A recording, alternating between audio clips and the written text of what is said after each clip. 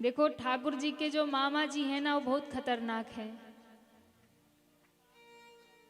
कई मामा बड़े खतरनाक होते हैं। अब देखो इतिहास में कई मामा बड़े प्रसिद्ध हैं। एक तो कंस मामा बड़े प्रसिद्ध हैं जो कन्हैया के मामा हैं। ऐसे मामा हुए कि भांजे को कभी चैन से बैठने नहीं दिया। जन्म लेते ही बेचारे को माँ बाप को छोड़ के जाना पड़ा, दूसरे गांव में जाके रहना पड़ा। वहां भी चैन से नहीं रहने दिया। कभी पूतना भेजे, कभी सक्टासुर भेजे, कभी एक के बाद एक राक्षस भेजे महाराज। तृणावर्ताए, कभी अघासुर, बकासुर, धेनुकासुर, बड़े असुर भेजे कंस ने। तो एक तो कंस मामा बड़े प्रसिद्ध हैं और दूसरे शकुनी मामा बड़े प्रसिद्ध हैं। महाभारत ही करवा दिया महाराज ऐसे मामा। और ऐसी महाभारत करवाई कि भांजे को कुल खानदान समेत मरवा दिया। शकुनी मामा। और एक हुआ मामा मारीच, भांजे के लिए उसने प्राण न्यौछावर कर दिए। तो कई मामा इतिहास में बड़े प्रसिद्ध हैं। भगवान जन्म लिए मथुरा में। वसुदेव जी ने भगवान को टोकरी में रखा और भादों की काली अधियारी रात, आधी रात को ही कन्हैया को लेकर जमुना उस पार गोकुल गांव में पहुंचे। यशोदा मैया ने एक कन्या को प्रकट किया। लाला को यशोदा जी के बगल में सुला दिया, लाली को टोकरी में डाल लिया और लेकर के वापस आ गए।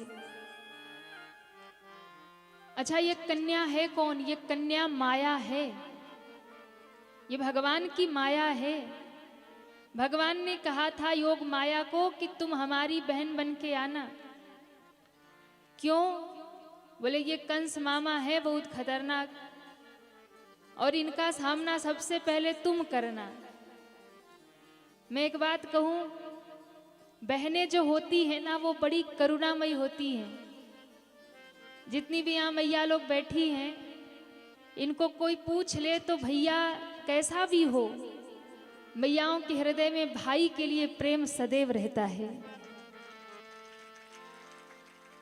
भले ही भाभी के दबाव में आकर भाई मुख से बोले नहीं, बहन से घर बहन के कभी जाए नहीं, लेकिन कहीं भी भैया का नाम आ जाए ना तो माताओं का हृदय गदगद हो जाता है। हाँ, हमारा भैया ऐसा है। तो भैया से बहुत प्रेम होता है, मायके से बहुत लगाव होता है। माँ बाप के बाद एक भाई ही तो होता है जिसके पास जाके मैयाएं अपने मन की बात कहती है। भाई से वो बात कह सकती है जो बात माता पिता से भी नहीं कह सकती, जो बात पति से भी नहीं कह सकती, वो बात माताएं जाकर अपने भाई से कह सकती हैं। हाँ, और कभी अगर भाई समझने वाला हो, भाई अगर बहन को प्रेम करने वाला हो, भाई बहुत मानता हो, तब तो पूछना ही क्या। तब तो भाई जिसके साथ खड़ा है, जिस बहन के साथ, फिर उस बहन को दुनिया में किसी के सामने झुकने की जरूरत ही नहीं होती महाराज। जिसके साथ, जिस बहन के साथ उसका भैया खड़ा हो। इसलिए माताएं जो होती है ना, उनको भाइयों से अत्यधिक प्रेम होता है, क्योंकि उन्हें पता है कि पिता के बाद, माता के बाद मायके में अगर कोई खबर लेगा तो भैया ही लेगा। कभी कोई सुख दुख आए तो भैया ही द्वार पे खड़ा होगा। तो माताएं जो होती है ना वो भाई को बड़ा प्रेम करती है, और एक बहन जो होती है वो भाई को हृदय से दुआ देती है, हृदय से उसे आशीर्वाद देती है। इसलिए यहाँ जितने पुरुष हैं, यदि आपकी बहन है और ससुराल में रहती है तो जब भी समय मिले, समय निकाल करके कभी कभी बहनों के द्वार पर जाया करिए, उसका हालचाल लिया करिए। क्योंकि वो रास्ता देखती है कि अब मेरे पिता मेरे द्वार पर नहीं आ सकते, पर मेरा भाई आएगा। और एक बात और, माँ के बाद माँ जैसा प्रेम करने वाला इस संसार में अगर कोई है, माँ के जाने के बाद माँ जैसा आशीर्वाद देने वाला, माँ जैसा ख्याल करने वाला, माँ जैसा आपको दुलार करने वाला अगर दुनिया में कोई है तो वो एक बहन ही हुआ करती है। माँ के बाद अगर कोई दुआ देता है, माँ के बाद अगर कोई आपको हृदय से आपका हित चाहता है तो वो बहन होती है। इसलिए बहन का हृदय कभी नहीं दुखे। प्रत्येक भाई को इस बात का ख्याल रखना चाहिए। बहन आती है जब भाई के घर पे ना, तो ये सोच के नहीं आती है कि भैया मुझे बहुत धन दे, बड़े उपहार दे, बहुत कुछ दे, उसे ये आस नहीं होती है।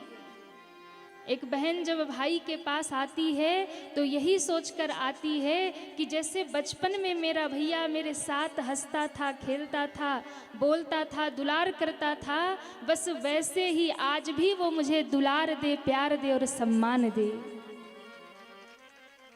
उसे पैसा नहीं चाहिए, उसे आपसे बहुत उपहार नहीं चाहिए। बहन विदा होते हुए ये नहीं सोचती कि भाई उसे बहुत कुछ देकर विदा करे।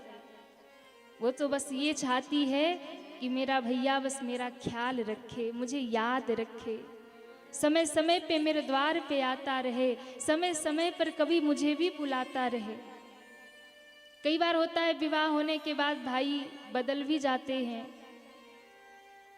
पर उन्हें खबर नहीं होती कि जब भाई बदलता है ना तो एक बहन का पूरा संसार सूना हो जाता है। ससुराल में जब कोई दुख होता है ना, पति से, सास से जब कोई कष्ट मिलता है तो वो बहन दुनिया में किसी से नहीं कहती है, लेकिन भाई अगर एक बार बैठ के पूछ लेना कि बहन बता क्या तकलीफ है, तो हृदय के गहराई में छुपी एक एक बात वो रोकर भाई के सामने कह देती है। पिता को भी नहीं कहती कि पिता को ज्यादा कष्ट होगा, पर भाई से कह देती है। कोई हिचकिचाहट नहीं होती भाई से कहने में। इसलिए भाइयों को चाहिए कि बहनों का ऐसा ख्याल रखे जैसा ख्याल पिता ने रखा था। वो अपने भाई में ही अपने पिता का दर्शन करती है, भाभी में ही माँ का दर्शन करती है। विवाह के बाद कई माताएं कहती है कि सुनो बहन के घर नहीं जाना अपने, नहीं तो हमसे रिश्ता खराब हो जाएगा। ये बहुत गलत बात है। जो भी माताएं ऐसा करती है ना, उनसे हाथ जोड़कर निवेदन है, भाई बहन एक साथ बचपन में खेले, एक साथ खाए, एक साथ पढ़े, एक साथ बढ़े, और एक ही माँ के गर्भ के जाए, और कल तुम ब्याह करके आ गई तो आपने कह दिया कि बहन के घर नहीं जाना, बहन को ज्यादा बुलाना नहीं। उस बहन का अधिकार है, उसका बचपन उस आंगन में बीता है। आज भले ही कोई उस घर में बहू बनकर आई है, लेकिन उससे पहले कभी वही गुड़िया की तरह आंगन में चहका करती थी, कभी वही उस आंगन को अपना अपना कहती थी, खेला करती थी। उस एक घर का एक एक कोना उसका अपना ही होता है। हर एक घर का कोना उसका अपना होता है, उसकी यादें जुड़ी होती है, उसका बचपन जुड़ा होता है। पर कभी होता है कि जब भैया भाभी का बेरुखा व्यवहार हो जाता है ना, तो खुद वो अपने मन को समेट लेती है। कोई कहे मायके जाना, बोले नहीं, अब इच्छा नहीं होती जाने की, अब वो मन नहीं करता जाने का। क्योंकि जब वहाँ कोई प्रेम से बोलने वाला था, कोई सम्मान करने वाला था, कोई हंसकर के दो बात करने वाला था, तो उसका भी जाने का मन करता था। आज तो सब बेरुखे हैं, तो उसका भी मन नहीं करता, जहां है जैसे वही पड़े रहे। ये अधिकार है एक बेटी का, जिसको बना करके रखना चाहिए। प्रत्येक बहन को बना करके रखना चाहिए, प्रत्येक भाभी को बना करके, भैया को बना करके रखना चाहिए। भाई सच्चा वही है कि विवाह होने के बाद भी बहन को कह दे कि बहन, ये आंगन जिसमें हम दोनों एक साथ बड़े हुए हैं, हम दोनों एक साथ खेले हैं, खाए हैं, ऐसा मत सोचना कि आज से ये आंगन तेरा पराया हो गया। पिता रहे ना रहे, तेरा भाई जब तक जिंदा है तू अधिकार से इस आंगन में आते रहना। एक बार एक भाई ऐसे बोल कर देखे ना, वो बहन अपना हृदय न्यौछावर ना कर दे तो कहना। वो बहन अपना हृदय न्यौछावर कर देगी जिस दिन भैया ऐसे कह दे। बहन करुणामयी होती है। विचार करिए, बचपन में जब भाई से कोई गलती हो जाता है ना, और जब माता पिता के सामने बात आती है तो सबसे पहले बहन सामने खड़ी हो जाती है। बहन कहती नहीं नहीं पिताजी, इसका दोष नहीं है, मेरी गलती, मैंने गलती किया। भाई को बचा लेती है, खुद डांट खा लेती है। करुणामय होती है बहन। भाई पर कोई भी संकट आए, दुख आए, विपत्ति आए तो पहले बहन खड़ी हो जाती है। और ये इतिहास में चला आया है। अब देखो, कन्हैया भी जब जन्म लिए ना, तो मामा कंस के सामने सबसे पहले भगवान की बहन आकर खड़ी हुई, जो यशोदा जी की पुत्री हैं। योग माया कन्या बन के आई, कृष्ण भगवान को कहती है तुम जाओ पहले पालना झूलो, मामा जी को तो हम ही देखते हैं। तो कन्या आ गई कहाँ? मथुरा जेल में। और आकर के महाराज जो रोना शुरू किया, उसने रुदन शुरू किया। ऐसी रोना, ऐसी रुदन मचाई, ऐसी रुदन मचाई, सारे पहरेदार जग गए, ताले लग गए, द्वार बंद हो गए। पहरेदार जगे और पहरेदारों ने कहा लगता है देवकी का 8वां लाल आ गया, महाराज को सूचना देना होगा। सब दौड़े, जाकर के कहते हैं महाराज की जय हो। कंस ने कहा क्या खबर है? कहा आपका काल और देवकी का 8वां लाल कारागार में प्रकट हो गया है। आधी रात को नंगी तलवार लेकर गया कारागार में।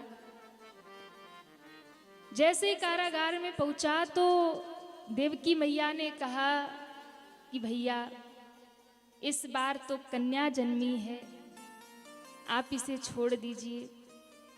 ये कन्या आपका क्या बिगाड़ेगी, इसको छोड़ दीजिए। कंस ने कहा कि मुझे पता है ये विष्णु बहुत छलिया है, इसे जब छल करना होता है तो ये स्त्री बन जाता है। अरे मोहिनी बनकर के इसने दैत्यों के साथ छल किया था, और आज कन्या बनकर आकर के मेरे साथ छल करना चाहता है। चाहे ये कन्या भी बनकर आया हो पर मैं इसे छोड़ूंगा नहीं। लेकर के मारने दौड़ा। जैसे ही मारने दौड़ा तो वो तो योग माया थी, हाथ से छूट गई और हाथ से छूटते आकाश में उड़ी और उसी समय अष्टभुजा महारानी बनकर के प्रकट हो गई।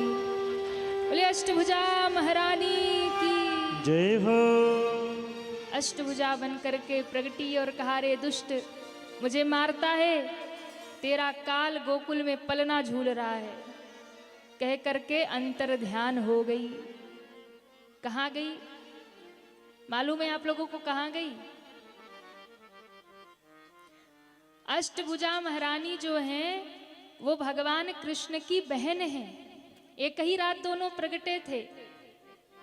ये मथुरा में कन्हैया मथुरा में प्रगटे मैया देवकी के यहाँ, वो गोकुल में प्रगटी मैया यशोदा के यहाँ। फिर दोनों ने तबादला कर लिया। कन्हैया वहाँ चले गए और अष्टभुजा महारानी यहाँ आ गई।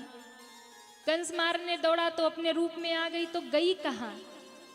भगवान कृष्ण ने कहा था बहन तू मेरे लिए आई है और तू मेरे लिए सबसे पहले मेरे मामा के सामने जाके तू उससे लड़ेगी।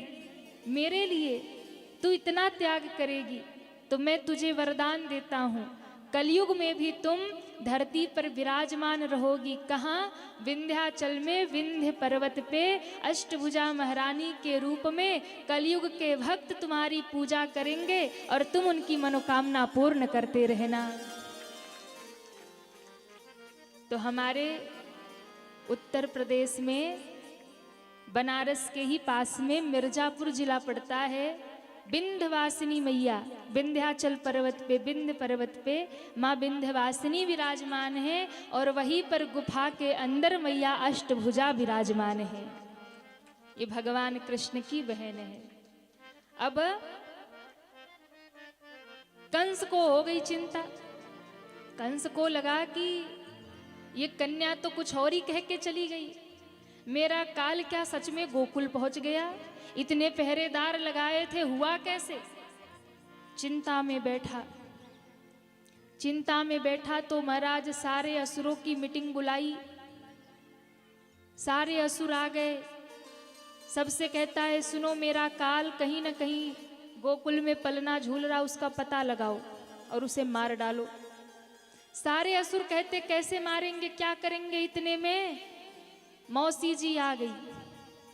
कौन आ गई? कौन? कन्हैया की मौसी जी। हाँ, अरे आपकी नहीं, कन्हैया की मौसी। कौन है? पूतना मौसी। ये कंस की बहन है तो ठाकुर जी की मौसी तो हुई। सारे मामा मौसी इकट्ठा हो गए और सारे मामा मौसी इकट्ठा होके क्या कह रहे हैं? बोले कैसे जाकर के कन्हैया को मारना है। पूतना ने कहा, भैया चिंता मत करो, 2 मिनट का काम है उसको मारना। कालकुट जहर लगा के जाऊंगी, विष पिला करके मार दूंगी।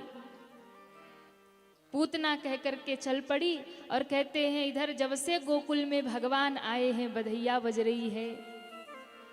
नंद और यशोदा जी के आंगन में खूब बधाई बज रही है और कहते हैं कि बधैया बज रही है, पूरे गांव में उत्सव हो रहा है। नंद बाबा को सब बधाई देने आ रहे, सब नाच रहे, सब गा रहे हैं और उत्सव मना रहे हैं। माखन मिश्री दूध दधी की बाढ़ आ गई है। एक दूसरे पर माखन मिश्री डालते हैं, दधी से एक दूसरे को नहला रहे, खुशी में लुटा रहे। अच्छा, पहले का धन तो यही होता था ना, तो सब एक दूसरे के ऊपर दूध दधी माखन लुटा रहे। गलियों में भर गए दूध दधी बह रहे। महाराज माखन के लोंदा बना बना करके एक दूसरे को फेंक रहे, मार रहे, उसी से बड़ा उत्सव। और घर में आ गई गोपियां। गोपियों ने मैया यशोदा को घेर लिया और गोपियां मैया यशोदा को कहती, अरे ओ मैया। मैया ने कहा, क्या है? बोले, लाला की बधाई हो। अरे मैया, तेरा लाला जुग जुग जीवे, खूब बलैया लेवे, खूब आशीर्वाद देवे। जुग जुग जीवे री यशोदा मैया तेरो ललना। जुग जुग जीवे री यशोदा मैया तेरो ललना। जुग जुग जीवे री यशोदा मैया तेरो ललना। जुग जुग जीवे री यशोदा मैया तेरो ललना। तेरो ललना यशोदा तेरो ललना। तेरो ललना यशोदा तेरो ललना। तेरो ललना नंद रानी तेरो ललना। तेरो ललना नंद रानी तेरो ललना। जुग जुग। दोनों हाथ उठा के सब बधाई दीजिए यशोदा मैया को। हे जुग जुग, कि जुग जुग जीवे री यशोदा मैया तेरो ललना। जुग जुग जीवे रे यशोदा मैया तेरो ललना।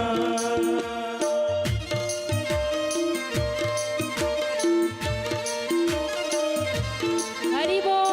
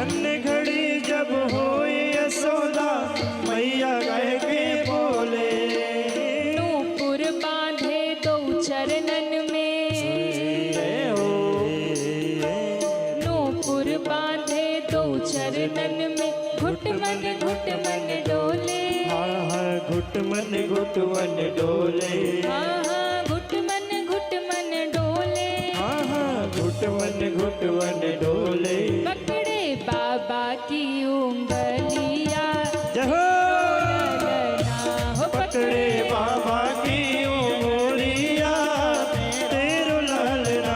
जिनके भी पांव थिरक रहे हो खड़े हो सकते, नृत्य कर सकते, दोनों हाथ उठा के।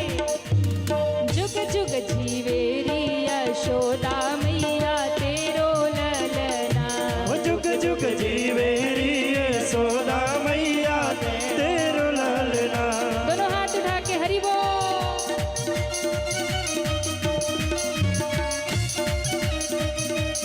श्री राधे।